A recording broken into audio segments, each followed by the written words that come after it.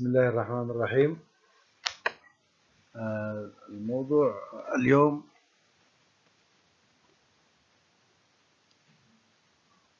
acute pyelonephritis.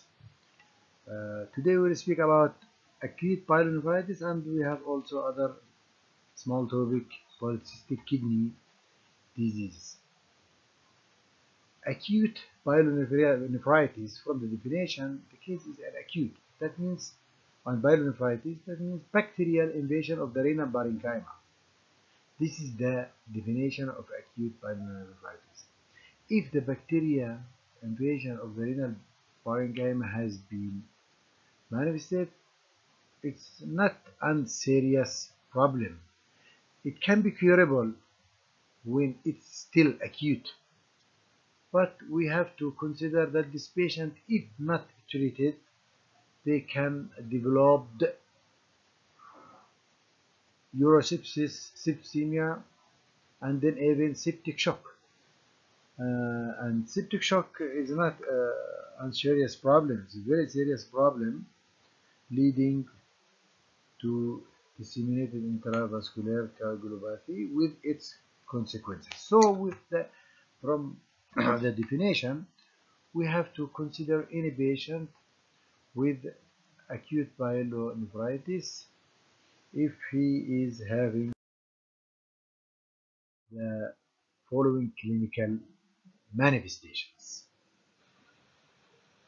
Bacterial infection in general are associated with fever. These are constitutional symptoms of any infection. Fever, shaking chills. Shaking chills is characteristic of pyelonephritis. Not any bacterial infection can cause shaking chills. Nausea, vomiting, flank pain, tenderness, abdominal pain, and even diarrhea. Acute pyelonephritis, it's more common in the female than the males. Mainly males who are under 50 years of age. But in the woman, it's common between 20 and 50 years old. And the cause of that is because of the anatomical change of the urethra. Urethra is in the females is shorter than the females, on that lead to bacterial invasion, or the bacterial invasion can be easily invade the urinary tract. Which bacteria can affect the urinary tract? The most common bacteria that can affect the urinary tract in general, not only in acute pyelonephritis, also in different urinary tract, lower or upper, is the Escherichia coli. And this account for about 80%. 80% in patients who are not having catheter, urological abnormalities, or calculi.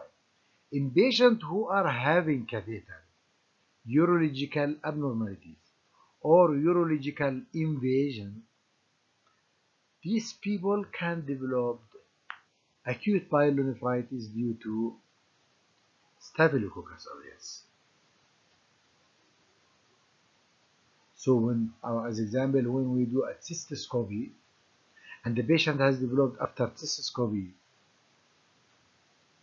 infection, we can suspect that this patient has an infection due to Staphylococcus aureus and also Staphylococcus epidermis. In general, these are several. Why we should know the type of bacteria?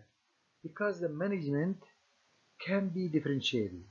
In E. coli, as a gram-negative, there is selected antibiotic to be given, and in Staphylococcus aureus, there are selected antibiotics to be given in this case.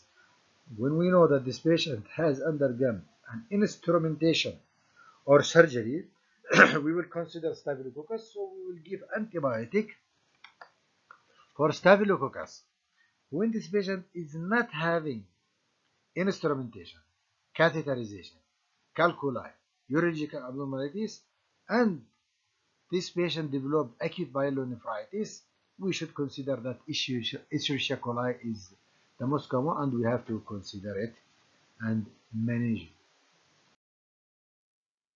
Why some people can develop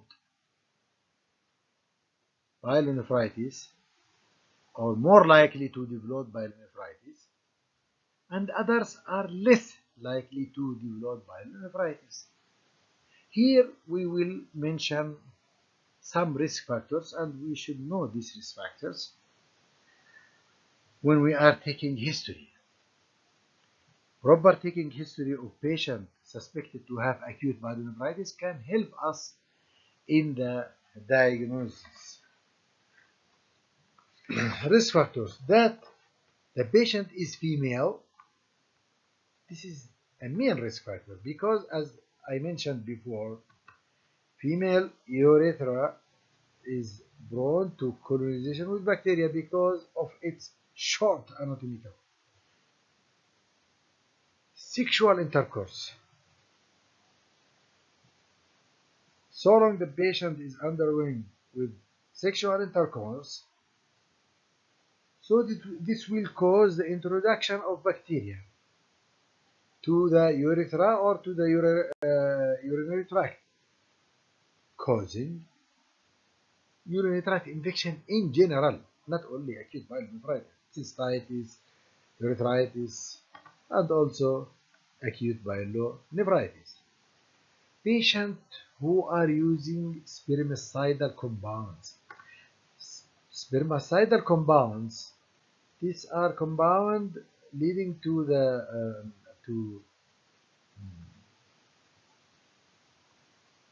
dyeing the spermicide as a method for contraceptions.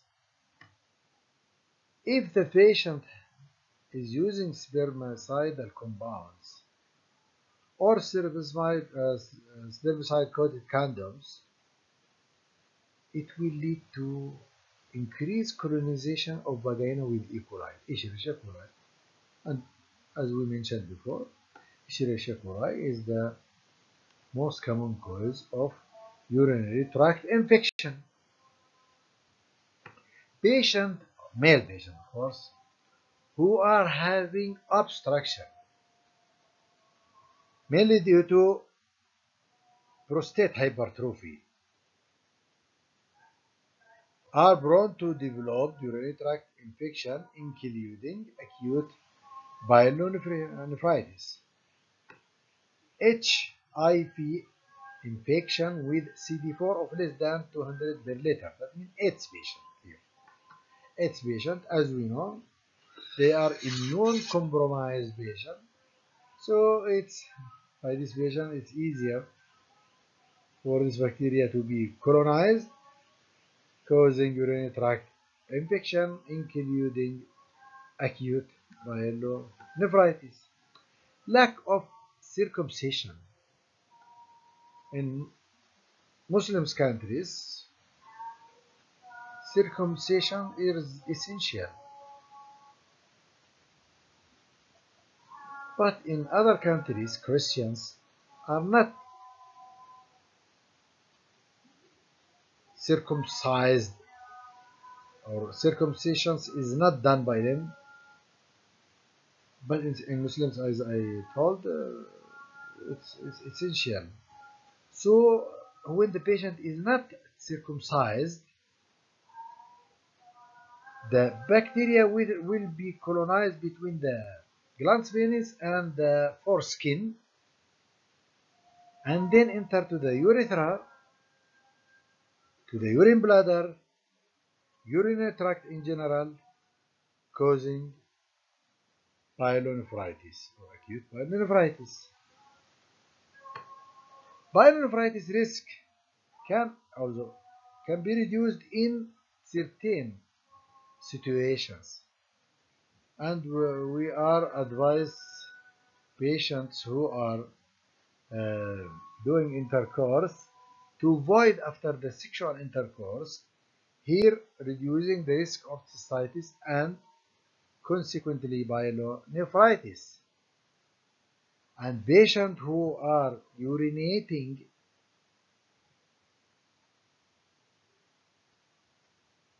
it will promote the clearance of bacteria introduced during intercourse. Male patients who are younger than 50 years and not having history of sexual intercourse are unlikely to develop pyelonephritis. So, the pyelonephritis risk is reduced in patients who are voiding, that means urinating after sexual intercourse, and in males who are younger than 50 years. Why in males who are younger than 50 years? Because males who are younger than 50 years old are usually not complaining of benign prostate hypertrophy, so there is no obstructions leading to bacterial colonization as a risk factor for pyelonephritis. Here, patients who are younger than 50 years are not having prostate hypertrophy, so they are not having urethral obstruction. How can we diagnose a patient with pyelonephritis?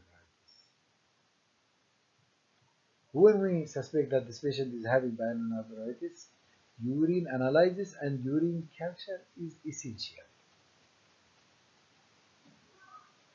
Before the management, we don't have time. We have to start antibiotic, but first we should take the sample and send for urine sample and send for culture and start blind therapy, randomized therapy according to the history, physical examination, professional diagnosis with wide spectrum antibiotic. When we reach the result of the culture, our antibiotic will be guided by the culture result. Empirical treatment of pyelonephritis is divided in two types.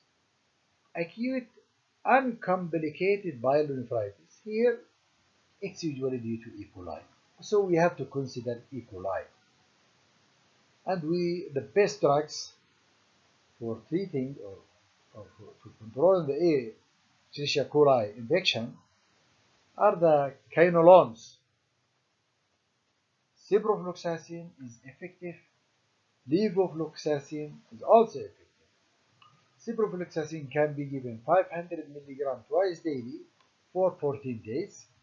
Levofloxacin can also be given 500 mg once daily for 14 days. And this, in general, this is sufficient to treat a patient who is having uncomplicated pyelonephritis.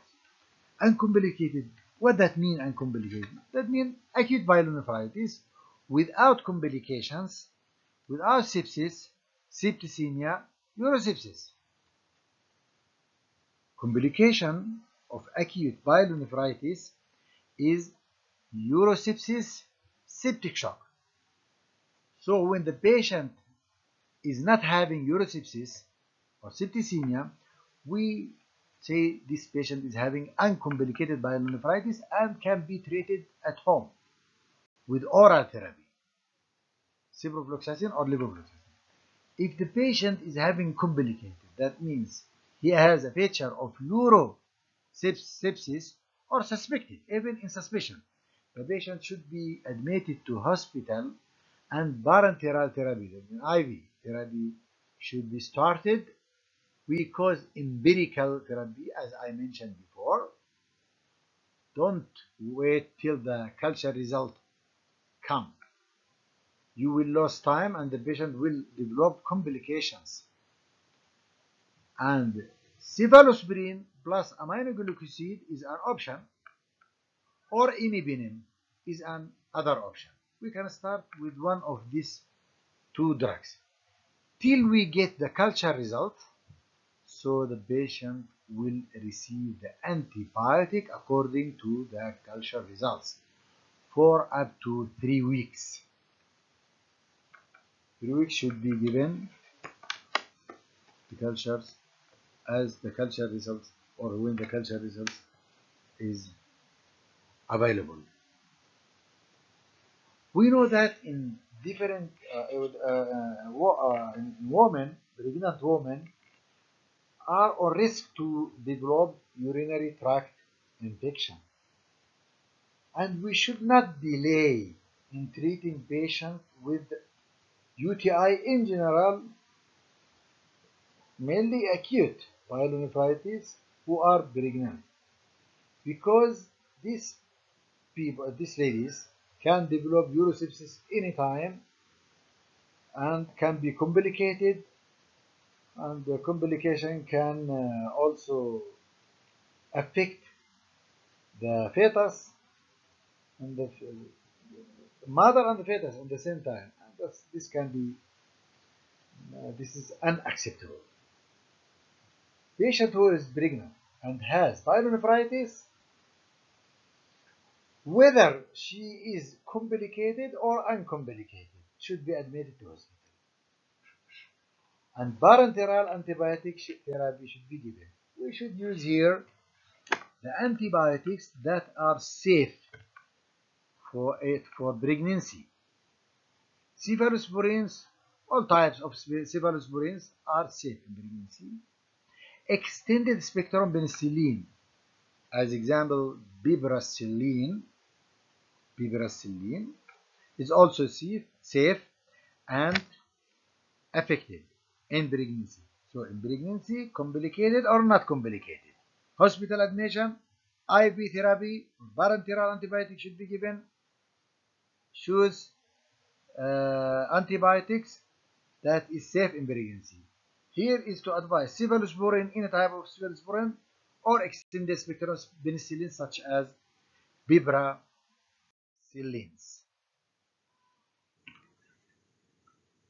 If the patient developed recurrent urinary tract infection, recurrent acute pyelonephritis, more than 3 times a year, here we should advise to take drugs as prevention, as a prophylaxis. Prophylaxis can be also given in post-menopausal women who are not taking oral estrogen and developed urinary tract infection. We can give as prophylaxis. Prophylaxis can also be given in patients who are using spermicide, or it's better to advise them not to use spermicide at all. Which antibiotic can we give to a patient who are having recurrent urinary tract infections? Recurrent means 3 or more a year, 3 times UTI in the year or more. We can give trimethoprim, sulfamethoxazole, original drugs called Bactrim, 80-400 milligram, 1 tablet 3 times a week. Example, when we give in, we can give 1 tablet Saturday, Monday, Thursday. This is an example. Or fluoroquinolone, such as ciprofloxacin or levofloxacin, 1 tablet 3 times a week, Saturday, Monday, Thursday. Other option is nitrofurantoin, 50 milligram, can also be given, 1 tablet 50 milligram, 3 times a week. Example, Saturday, Monday, Thursday. As prevention, when we are not using this prevention therapy, the patient can develop chronic urinary tract infection, and the most serious one is chronic pyelonephritis. Chronic pyelonephritis is a risk factor or is a cause of developing chronic kidney disease, and this is irreversible. Chronic pyelonephritis and chronic kidney diseases are irreversible diseases. So it's advised to give in the conditions that I mentioned before.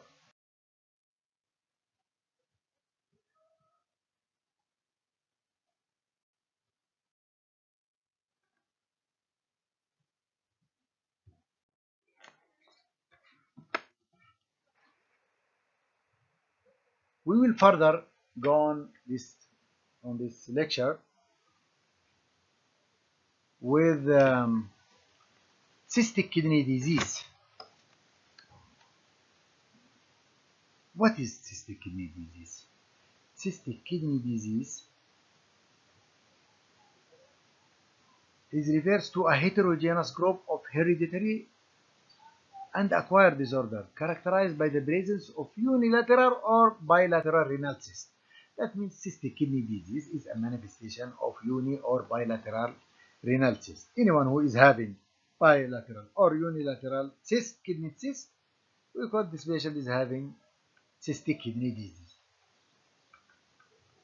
It's not uncommon, but we have to differentiate between simple and polycystic, because the prognosis here is different.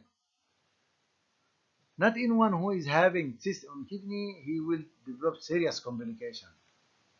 Patients who are having simple cyst, that means acquired single small numbers of cysts, and this is common.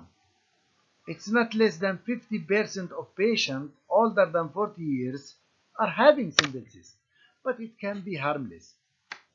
But there are minor complications. Patient can develop minor complications, cyst infection as example.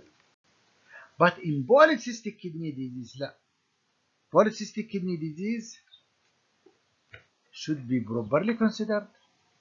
We need follow-up, need control, blood pressure control, kidney function test control, because patients with polycystic kidney diseases are in general having bilateral renal cyst. And of these polycystic kidney diseases, there is a term called adult polycystic kidney disease, and this is an autosomal dominant disease. It's an inherited disease. 1 to 1,000 of people are having adult polycystic kidney disease. Polycystic kidney disease versus simple cyst can be complicated with chronic kidney disease leading to the end-stage renal disease. And from here is the importance of this polycystic kidney disease. Here there is a features here how pathological appearance of polycystic in the right side, and the left side is a normal kidney. Here also from inside the kidneys we will see in the right side polycystic kidney disease, and the left side is the normal kidney. What are the clinical features of polycystic kidney disease? Patient can develop discomfort in line or in flank due to increasing mass of the renal tissue. He will feel discomfortable. He will feel pressure, like a pressure. And occasionally this patient can develop acute line pain or renal colic. This acute line pain is due to hemorrhage into a cyst. By physical examination, patient can develop anytime hypertension, and this is a type of secondary hypertension, resistance hypertension. Occasionally, patient can develop hematuria with proteinuria. Urinary tract or cyst infection. Urinary tract or cyst infection can be manifested in polycystic kidney disease or in simple cyst. And as in an end stage, as I mentioned in the previous slide, end stage renal disease can be developed by patient with polycystic kidney disease. So this adult or polycystic kidney disease can be any time developing chronic disease and is a kidney for renal replacement therapy. So he will be risky to develop chronic kidney disease. Diagnosis of polycystic disease is easy to be diagnosed. Of course, we will take first family history because I mentioned before it is an autosomal dominant, and clinical examination. The kidneys can be palpable by manual palpation. Clinical findings and ultrasound examinations are the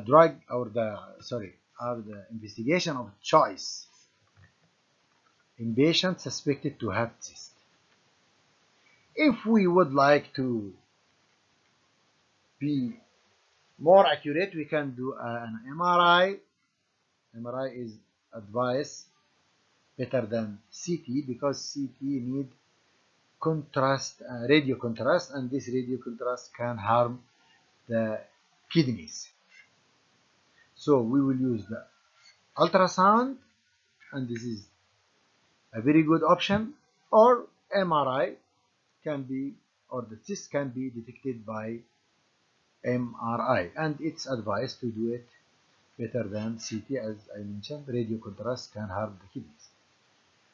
How to diagnose? When we can say to the patient you are having adult polycystic kidney disease, because it is that when we are saying you are having adult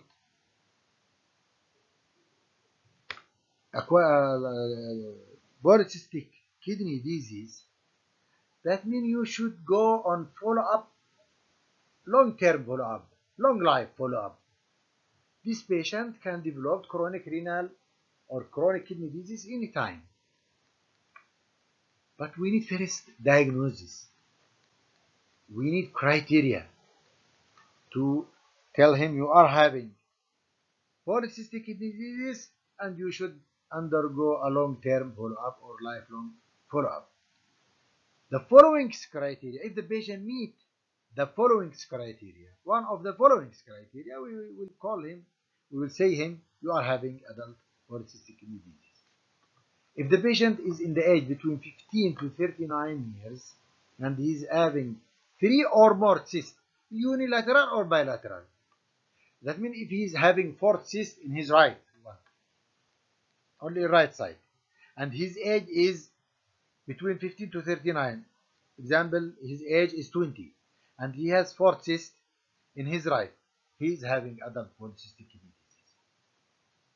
But if the patient is in the age between the 40 to 55 years, he should have 2 or more cysts in each kidney.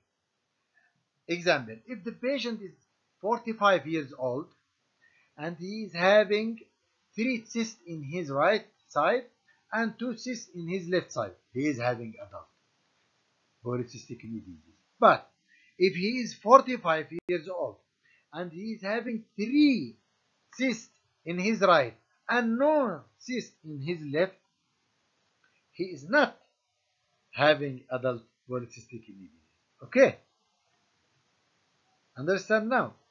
If the patient is older than 60 years, he should have equal or 4 or more than 4 cysts in each kidney. Example, 65 years old, having 5 cysts in right, 5 cysts in the left. He is having polycystic. Other example, if he is 65 and he is having 6 cysts in his left, but only 2 cysts in his right, he is not having adult polycystic kidney disease.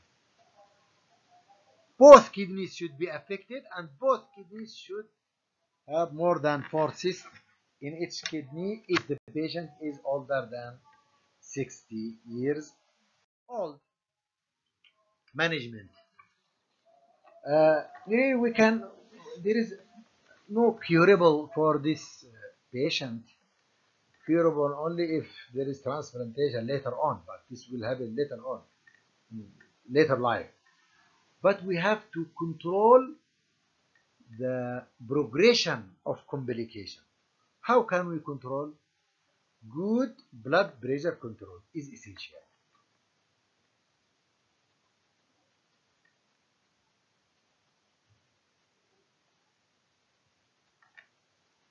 If the patient has developed chronic kidney disease, chronic dialysis, and transplantation is the only options. And polycystic kidney disease patients are good candidates for dialysis and transplantation, responding well to this type of